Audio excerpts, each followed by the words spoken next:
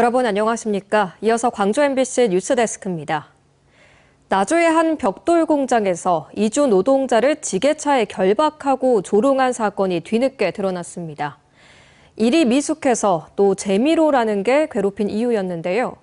피해자는 마음을 많이 다쳤고 스트레스도 심했다고 토로했습니다. 이재명 대통령은 야만적인 인권 침해라며 엄단을 약속했습니다. 주현정 기자입니다. 비닐에 몸이 단단히 묶인 한 남성. 지게차가 다가와 벽돌 더미 채 남성을 들어올립니다. 발이 공중에 뜬 채 이동합니다. 말리기는커녕 주변에선 이 모습을 촬영하고 비웃기까지 합니다.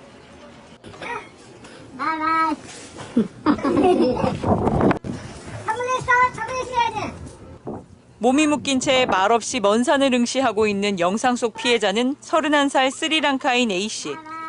이곳에서 일한 지 3개월 만인 지난 2월 벌어진 일입니다. 벽돌 비닐 포장 작업을 잘 하지 못한다는 이유로 함께 일하던 내 외국인 노동자 3명으로부터 괴롭힘을 당했다고 호소했습니다. 그렇게 무려 5분을 매달려 있었습니다. 마음이 너무 다쳤어요. 스트레스 많이 받았어요. 제가 병원 갔어요. 근육이 너무 아프니까. 한국인 가해자는 장난이라면서도 피해 사실을 외부에 알리지 못하게 했습니다. 저한테 사과하지 말고 비디오 찍으니까 다른 친구한테 이렇게 했다고 하면서. 이후에도 휴대전화를 빼앗아 숨기거나 욕설을 하는 등 괴롭힘은 계속됐다고 했습니다. 함께 하십니다. 이주 노동자 인권단체는 철저한 진상규명과 책임자 처벌, 노동환경 실태조사를 촉구하고 나섰습니다. 노동부는 노동환경 실태조사 즉각 나서라! 한국 사회는 어떠한 물음으로 노동환경 개선을 외칠 것이며 노동개혁을 외칠 것입니까?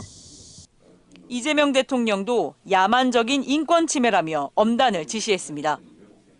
소외된 영역에 있는 사람들에 대한 인권 침해 행위를 실태를 최대한 파악해보고 다시는 재발하지 않게 하는 현실적인 방안이 뭔지를 SNS에도 명백한 인권 유린에 대한 정부 차원의 대응을 약속했습니다.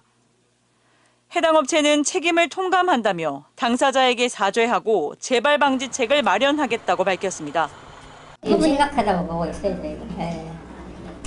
지금부터라도 이런 일 안 생기게 하고 이제 피해자가 가장 우선이잖아요. 네네. 고용노동부는 해당 업체를 상대로 직장 내 괴롭힘, 임금체불 여부 등 노동관계법 전반에 대한 기획감사에 돌입했고 전남경찰도 추가 괴롭힘 등이 있었는지에 대한 수사에 착수했습니다. MBC 뉴스 주현정입니다.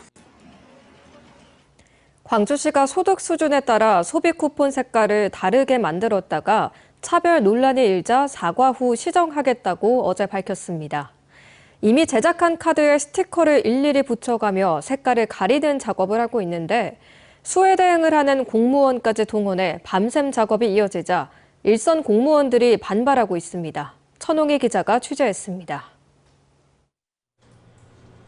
카드마다 색깔을 달리해 차상위계층, 기초생활수급자임을 다른 사람이 알아볼 수 있게 만든 광주의 소비쿠폰 선불카드.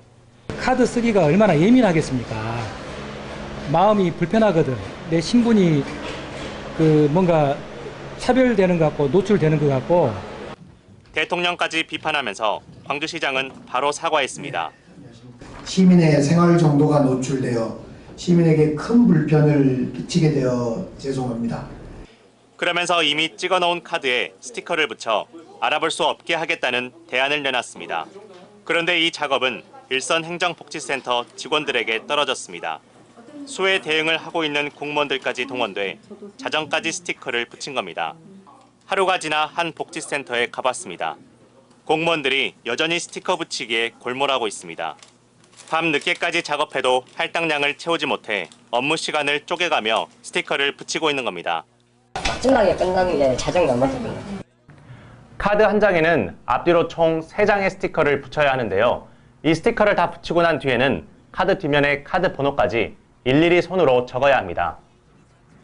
광주시 공무원 노조는 기록적인 폭우로 업무가 폭증한 상황에서 당일 스티커를 다 붙이라며 또다시 공무원을 혹사시키고 있다고 강 시장을 비판했습니다. 사고는 광주시청에서 치고 수습은 일선 말단 공무원에게 떠미느냐는 겁니다. 업무를 하면서 또 이 일도 하고 이게 이제 필요 이상의 이게 스티커까지 붙이는 제작 작업이 들어가니까 조금 직원들 불만은 많더라고요. 광주시는 또 논란이 불거지자 수해 대응 공무원을 제외하고 광주시청에서 스티커를 붙여 배포하는 방안을 검토하고 있다고 밝혔습니다. MBC 뉴스 천홍희입니다. 수십억 원이 투입된 목포 대반동 일대 해안 산책로가 준공된 지 넉 달 만에 엉망이 됐습니다. 바닥 포장이 들뜨고 찢긴 채 방치되면서 흉물이라는 비판까지 쏟아지고 있습니다. 김교희 기자가 현장 취재했습니다.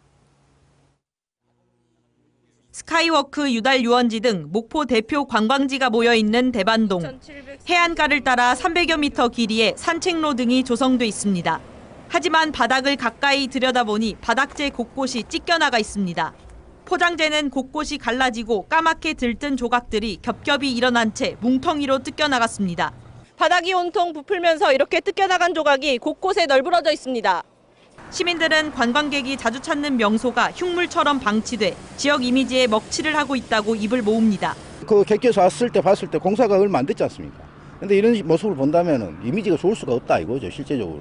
이 산책로는 목포지방해양수산청이 국비 72억 원을 들여 지난 3월 준공한 시설. 지난 5월부터는 목포시가 관리를 맡고 있습니다. 하지만 불과 넉 달 만에 이 같은 문제가 생기면서 부실공사 의혹까지 제기되고 있습니다. 부실공사지 한마디로 말해서 딴 것 없어. 부실공사예요. 그러니까 누가 겁나서 들어가도 안 하겠어. 그 가다가 그러면 들어가겠어. 어느 정도 돼야지. 저게 너무 저렇게 아주 걸럭지가 돼버렸구만 아주. 목포시는 지난 5월부터 하자를 발견해 이달까지 3차례 목포해수청에 하자 보수와 시공 적정성 조사를 요청한 상황. 이에 대해 목포해수청은 산책로의 안전성과 기능에는 문제가 없다는 입장을 밝혔습니다. 다만 표면 무늬를 내기 위해 덧댄 폴리에틸렌이 공사 당시 습도 등 날씨 영향으로 제대로 도장 작업이 이뤄지지 않으면서 떨어져 나간 것 같다고 추정했습니다. 모양을 내는 그 도장 작업할 때 아마 바닥면이 좀 습기가 있어서 좀 그 도장이 좀 떨어진 것 같은데 하자 보수할 때 철저하게 감독하겠습니다. 목포해수청은 다음 주 중으로 보수 공사를 마무리할 예정입니다. MBC 뉴스 김규희입니다. 여름철 간식으로 옥수수 찾는 분들 많으시죠? 옥수수는 종류와 색이 다양해서 사람들마다 선호하는 맛도 다른데요. 찰지고 윤기 흐르는 옥수수로 까다로운 소비자들 입맛까지 사로잡은 곳이 있습니다. 옥수수 수확이 한창인 그곳을 이재원 기자가 다녀왔습니다. 아침 이슬이 채 가시지 않은 곡성의 한 옥수수밭. 봄부터 흘렸던 농부의 땀방울이 삼복더위 속에서 결실을 맺었습니다. 붉은 수염을 자랑하는 씨알 굵은 옥수수를 하나 둘씩 따 내려가는 농부의 얼굴에는 잔잔한 미소가 가득합니다. 날마다 와서 여기 자기 자식 보댔기 와서 봐야 돼요. 요새 같으면은 주머니가 두둑해져, 두둑해. 괜찮아요. 고생은 해도. 수확을 마친 옥수수는 창고로 모아지고 선별 작업을 거쳐 포장에 들어갑니다. 검붉은 색의 찰기까지 흘러넘쳐 흑찰로 불려지는 옥수수는 대부분 직거래로 판매됩니다. 오늘 기르면 오늘 따갖고 싱싱을 이렇게 해갖고 드리고 있어요. 소득이 좋지요. 배나 서로 믿고 신용 있고. 30여 년 전 강원도에서 씨앗을 들여와 곡성군 상기면 일대에서 재배되기 시작한 흑찰 옥수수. 처음에는 단순히 벼를 대체하는 작물로만 여겨졌지만 지금은 비수기, 농가에서 빠질 수 없는 소득원으로 자리 잡았습니다. 상기면 일대 100여 농가에서 재배되는 면적은 39헥타르로 흑찰 옥수수로 인한 소득은 매년 10억 원에 이르고 있습니다. 일교차가 심하고 기온이 조금 연평균 기온이 좀 낮고 해서 밭작물이 잘 되는 것 같습니다. 종자를 매년 우리 홍천 옥수수 연구소에서 받아다가 심기 때문에 순수한 품종을 심고 또 그만큼 품질이나 맛이나 이런 걸 보장할 수 있는. 대체 작물에서 시작해 지역을 대표하는 특산물로 자리 잡은 흑찰 옥수수. 농가의 소득을 늘리고 소비자의 입맛도 즐겁게 해주는 효자 작물로 거듭나고 있습니다. MBC 뉴스 이재원입니다. 광주 교육단체들이 이정선 광주시 교육감 체제 3년을 평가하며 교사들과의 소통 부족을 지적했습니다. 광주 실천교육 교사 모임과 광주교사 노조 등은 오늘 오전 광주 전일빌딩 이사호에서 토론회를 열고 이 교육감의 현장 소통이 제대로 이루어지지 않는다며 교사들의 교육 추진 동력이 형성되지 않는다고 비판했습니다. 또 교권 침해에 있어 교사들은 교육청 등의 행정 지원이 부족해 고립감을 느낀다는 의견과 희망교실 복원이 시급하다는 주장도 제기됐습니다. 지난해 호남권 최대 규모로 문을 연 쿠팡 광주 첨단 물류센터에서 일용직 등 노동자들이 폭염에 취약한 상태에 놓인 것으로 조사됐습니다. 지역 시민단체 쿠팡 광주시민 모임은 오늘 오후 광주시 의회에서 기자회견을 열고 물류센터 노동자의 약 70%가 에어컨이 없는 곳에서 일하는 것으로 나타났다고 밝혔습니다. 또 노동자의 63%는 폭염 기간 매우 더워서 힘들었다고 답했고 더위로 인한 어지러움 등을 경험한 노동자는 59%로 나타났습니다. 이번 조사는 쿠팡 광주 물류센터 노동자 170여 명을 대상으로 이달에 온라인 설문조사를 한 결과입니다. 서류 위조와 허위 감정 등으로 100억 원대 불법 대출을 한 혐의로 광주의 한 축협 직원과 브로커 등 10명이 재판에 넘겨졌습니다.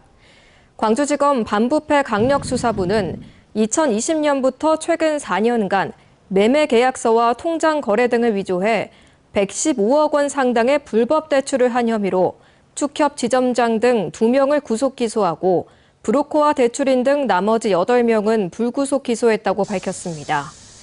또 지점장 등은 불법 대출 과정에서 그 대가로 1억 5천만 원과 골프 회원권 등을 받은 것으로 드러났습니다. 전남대학교 병원과 조선대학교 병원 노사가 임금 단체 협약에 합의하며 오늘로 예고했던 총파업을 보류했습니다. 양병원 노사는 오늘 새벽 기본금 3% 인상과 유연 근무수당 인상 등에 잠정 합의했습니다. 양측은 전공의 집단 이탈로 인한 인력 충원 등을 공통으로 요구했으나 임금 인상분을 두고 이견을 보이다 조정회의 17시간 만에 교섭에 타결했습니다.